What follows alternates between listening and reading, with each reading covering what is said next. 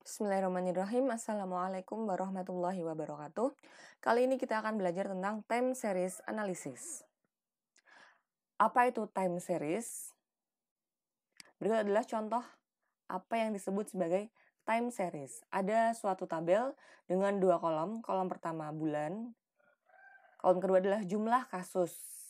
Kasus apalah terserah gitu. Bulan Januari, Februari, dan seterusnya. Kemudian yang sebelah kanannya adalah variabelnya. Nah, intinya deret berkala atau time series itu adalah data yang disajikan dalam bentuk waktu. Dalam bentuk series waktu gitu. Contoh lainnya misalnya ini. Data koefisien gini. Koefisien gini itu adalah koefisien yang menentukan seberapa sih kesenjangan antara miskin dengan kaya di suatu negara secara makro. Nah, ini kalau ini tahun sebagai waktu. Ini bulan sebagai waktu. Jadi, apapun bentuk waktunya. Bisa dalam bentuk menit, detik, hari, tahun, dan sebagainya. Intinya, variabel itu, ini variabelnya jumlah kasus. Kalau yang ini koefisien gini. Variabelnya itu ditampilkan per waktu, per periode gitu. Itu disebut sebagai deret berkala atau time series.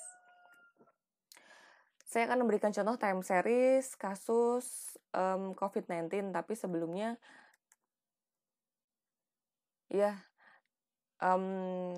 teman-teman kalau merasakan cemas atau segala macam atau merasa sakit sesuai gejala corona gitu kan ya, jangan langsung kayak pesimis, langsung berpikiran negatif, tapi mungkin itu dikarenakan teman-teman terpapar terus informasi tentang kasus-kasus kematian, jumlah kasus meningkat tentang corona ini.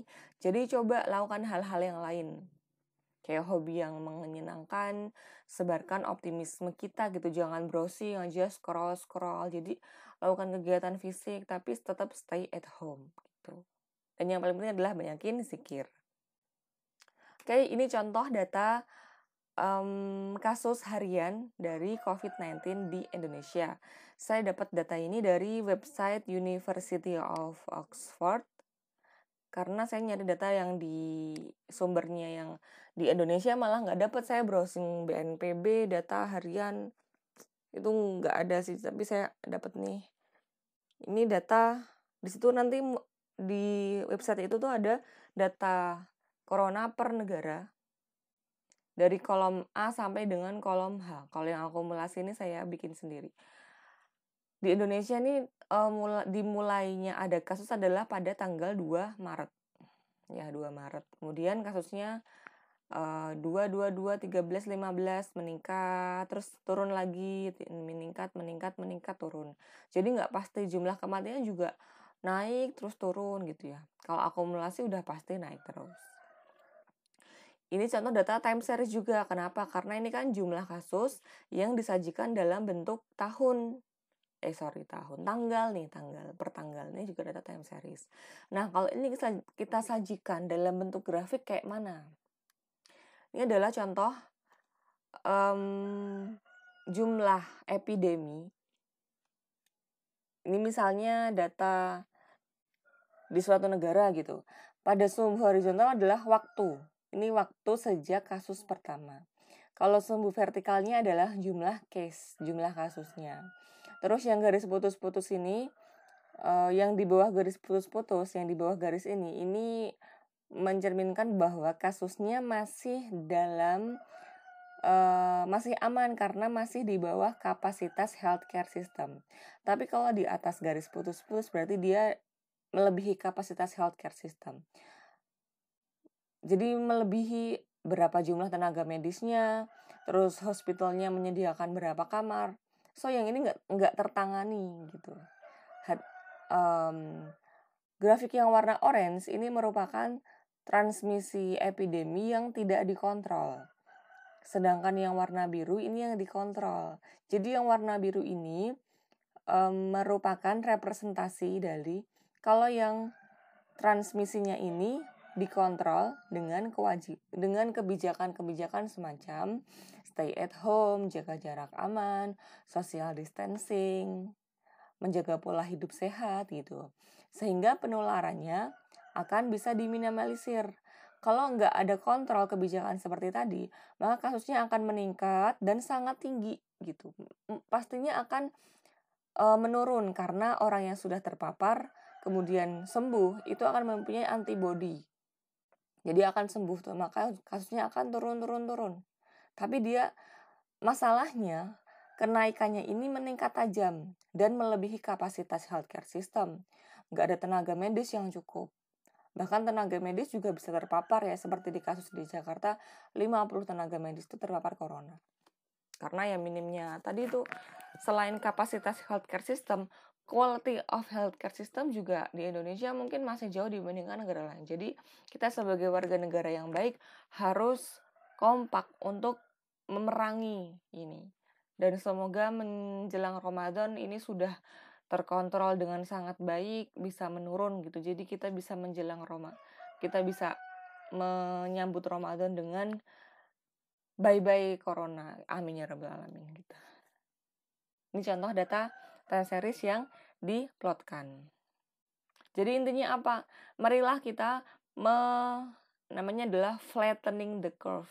Kita bikin kurvanya flat, lebih flat, atau kurtosisnya lebih kecil. Kalau yang yang orange, ini kan kurtosisnya dia runcing ya. Berarti kurtosisnya lebih tinggi daripada yang warna biru. Yang warna biru ini kurtosisnya lebih rendah. Dia nggak runcing. Tapi kalau dari sisi skewness-nya, ini skewness-nya sama-sama simetris.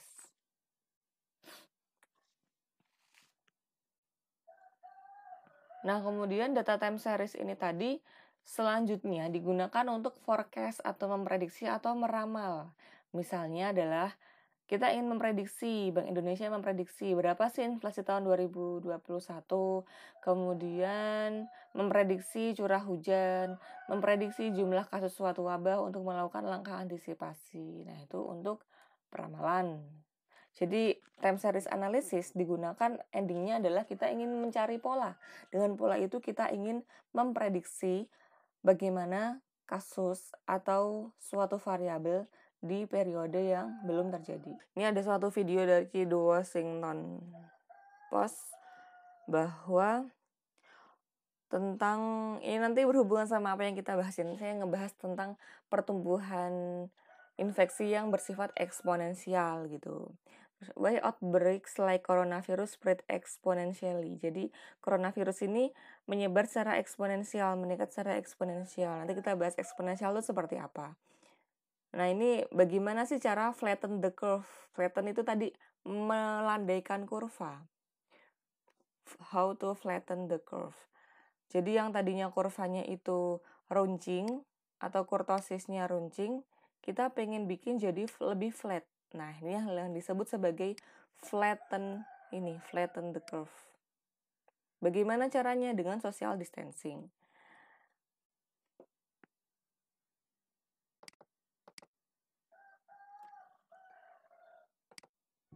Kurva yang melengkung habis ini artinya suatu saat wabah ini akan berhenti. Nah, garis ini mewakili kapasitas rumah sakit dan tenaga kesehatan. Jadi semua yang di bawah garis ini kemungkinan besar akan dirawat, tapi yang di atas garis ini kemungkinan besar kesulitan dan bahkan meninggal dunia. Nah, tugas kita adalah membuat kurvanya tuh nggak terlalu melonjak tinggi, sehingga semua orang yang sakit bisa masuk ke dalam rumah sakit dan ditangani oleh petugas kesehatan. Jadi gimana caranya membuat kurva ini menjadi orang lain? Nah, orang yang sudah caranya jadi imun, namanya orang bergerak bebas seperti biasa, nggak ada pikiran, semua tetap pergi konser, pergi jalan-jalan. Ini akan terjadi. Satu orang akan menularkan semua orang berbarengan, dan itu yang berbahaya. Seperti tadi kita ngelihat kurvanya ya. Pada akhirnya akan lewat dan pada akhirnya semua orang akan sembuh. Tapi karena kurvanya tinggi, banyak orang akan mati dalam prosesnya. Nah, yang terjadi di Cina dengan adanya lockdown, ditutup, membuat orang tidak sakit sekaligus berbarengan. Jadi kurvanya lebih landai kalau kalian lihat, sehingga memberi waktu untuk orang-orang menjadi sembuh dan akhirnya bisa melandaikan kurvanya. Nah, sekarang kita lihat kalau kita lakukan namanya social distancing, yaitu kalau nggak harus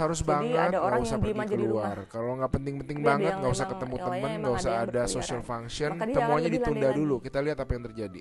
Nah, bahkan ini ada simulasi satu lagi, kalau social distancingnya itu bener-beneran ekstrim, orang nggak boleh keluar, ada jam malam dan sebagainya. Ini yang terjadi.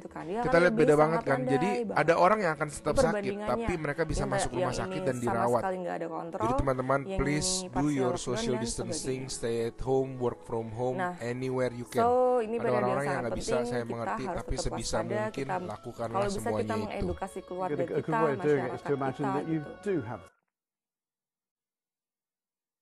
Karena banyak ya orang-orang ya masih pada kawinan, masih pada rewang gitu kalau di Jawa itu, pokoknya nggak aware sama sekali lah gitu. Padahal itu tadi tahap yang sangat penting untuk membuat kurvanya flat.